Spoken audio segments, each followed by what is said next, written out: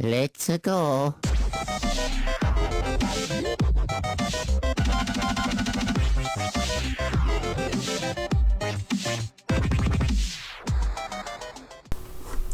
Hey, what's going on, guys? It is me, the Ninja Reviewer here, and it's time once again for me to review Dragon Ball Super.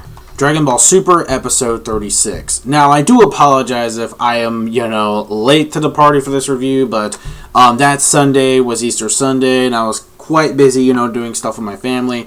Also, not only that, I also went to the movies as well. By the way, saw Deadpool, which was a very, very awesome movie. Definitely one of my top favorite movies so far this year, 2016. Definitely Deadpool was just, oh my fucking god, it was too bizarre, but just too fucking awesome, as well, and hilarious as hell. So, I recommend you definitely check out Deadpool. No, I didn't see Batman vs. Superman yet. Mixed feelings on it. I may or may not want to go see it, but not too sure. But I'm winning more for Civil War anyway, if you know what I mean.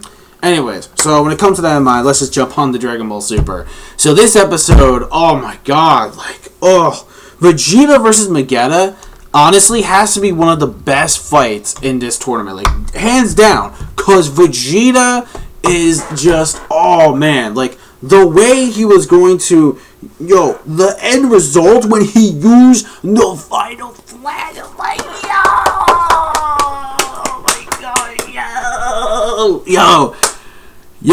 the Vegeta fanboy and me came all over the place. And then we have MAGETTA trying to defend it with the fucking lava slime. It's a big ass energy beam and shit. I'm the collision was just fucking cool as hell. Not only that though, but the rest of the fight when it comes to MAGETTA's abilities, he's also a pretty deadly opponent. I gotta say, when it comes to, the stamina of him weakening his opponent, it's crazy because this robot or this metal man, they're quite impressive creatures. If you get them into the right setting, they're able to fuck you up in that area pretty much. So that fight alone between Vegeta and MAGETTA was actually really good. Oh man, because he does a really big flash thing that can actually blind Vegeta, and that was actually really cool as well. MAGETTA though has to be one of my favorites. The way he just builds up his entire power full of magma and everything. And not to mention though, every little thing he does, he's trying to get away because the problem is that he actually blew up, Vegeta alongside with the ring. So what happened was that we all thought Vegeta lost. Now I was oh no, Vegeta lost the fight. I'm well, Goku's gotta step in there and take care of things, I guess. With that one scene, but no, he was on a fucking rock on a pebble, and Champa, being a bitch, was no, call out the fight, no, he's out of the ring. Dude, you gotta look at this to its perspective, because even the referee is wait a minute, nah, dude, he's not even stepping on his foot on the floor, so no, that doesn't count. Literally, a little tiny meteor pebble saved his life on his foot, on his shoe matter. And then what happens is he flips it, he comes back up, and he's back in the ring. But then we find out that in order for him to beat MAGETTA, he had no choice but to break the barrier. And the way he did it with the final flash was awesome. And Champa was wait, I thought the barrier was supposed to be unbreakable with the glass and everything. The effects after that, the glass flying, and then the flash, we had the sunglasses. Oh man, that shit was awesome. And by the way, the animation for this episode was spectacularly really well done. For Toei standards, that's kind of shocking, just to actually see that. There wasn't really too much animation errors. No, to be perfectly honest, there really wasn't any animation errors that I've noticed in this episode. And I gotta say, Toei has really stepped their game up with Dragon Ball Super. I'm not gonna lie. They stepped their game up with the animation this time around, and it looked really well done. Especially the very end result. And it was really hilarious too, how after Vegeta was about to throw him out of the arena just to annihilate him and just wreck him for good, he was you worthless trash, or something like that, or you piece of junk, or something like that for what he said. And what happens is it sparks MAGETTA to be in standstill mode, it actually hurt his feelings. And what happens is that he got offended. The real reason why he did that also was because it's a little running gag, in One Piece when you know, the character Foxy, how every time they call him a split head, he would just stop everything in motion just to pout because, you know, they wanted to respect him for not calling him split head all the time. Well, it's pretty much the same thing here with MAGETTA, and I gotta say that was actually pretty funny, but also a very useful strategy, so good shit on Vegeta, and bam, the Vegeta versus MAGETTA fight has come to a close. And now we can only see. And what is the deal with fucking Madaka? What is the deal with that guy? Like, seriously, what is all this hype around him? Is he really this strong as fucking Beerus makes him out to? I'm pretty sure it's a possibility. Because he didn't even flinch. When all the glass was... Yo, when the glass was flying out of the arena, Madaka didn't even flinch. He was just like... Yeah. Like, he was just like in standstill, meditation mode. I'm like, dude... There's gotta be more to this guy than meets the eye.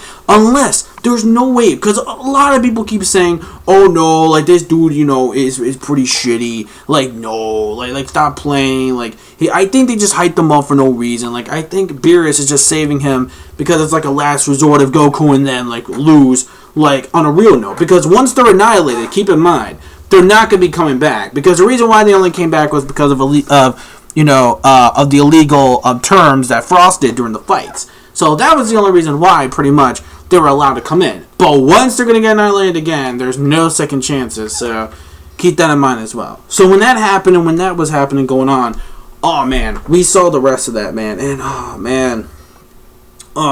So it doesn't matter, because think about it. We only have 2 fighters remaining now in Universe 6. And now, since they got their numbers back in Universe 7, well, except for, I believe, Piccolo, which that kind of sucks for him. I think he was the only one that's, like, kind of not coming back. Unless he can, I don't know. I don't remember. But anyways, yeah. So that really sucks if he doesn't. But then we have, what's his face? The Saiyan. What's his face? CAPPA. Yeah, CAPPA. That was his name. CAPPA. And it's only CAPPA and Hit the Hitman. They're the only 2 remaining Universe 6 fighters. These are the 2 fighters that gotta bring up their guns. If not, then Universe 6 is already declared victory. But I have a feeling not only Hit, but surprisingly CAPPA really shocked me because of the preview of next week's episode. Because, yeah, it sort of gave it away that CAPPA actually unleashes a Super Saiyan form. So I don't know if that means he already knows how to go Super Saiyan, but except it's called something else in his universe. Maybe that's it. Or number 2, it's a possibility he just unlocked that power through, like, rage, kind of like Gohan did back in the hyperbolic time chamber. So it's possible that's how he unlocked it, but regardless, yes, we did see, for real, he can go Super Saiyan. I just don't know how he gained the ability, but again, I guess we're just going to find out once we watch the episode next week. Because, yeah, the preview, because unlike a manga, like something that's brand new off the table of a manga chapter, this is an anime that already showed the preview for the next episode, so we already know what the hell to expect for next week's episode. But regardless, though, it is pretty hyped, though. So CAPPA, I gotta give him credit. He might actually be a pretty powerful warrior, especially in the preview. Man, he actually looks like he ain't no bitch, that's for sure. So, who knows? Maybe CAPPA might be able to give Vegeta a run for his money this time around. And if that's the case, then I think we're gonna have ourselves another great, awesome fight. And again, fuck Frost. That's all I gotta say. Man, fuck the dude, honestly. Anyways, though, Frost wasn't so bad. If he didn't cheat, I would have respected him more. But regardless, I should have agreed he's a piece of shit. But overall, when it comes to this episode, it's a clean, solid, enjoyable episode. I'm gonna give it a 5 out of 5. It was just outstanding. It was amazing. Again, Vegeta for the motherfucking win. Definitely my favorite character in that universe. Oh man, Vegeta fanboys get hyped because...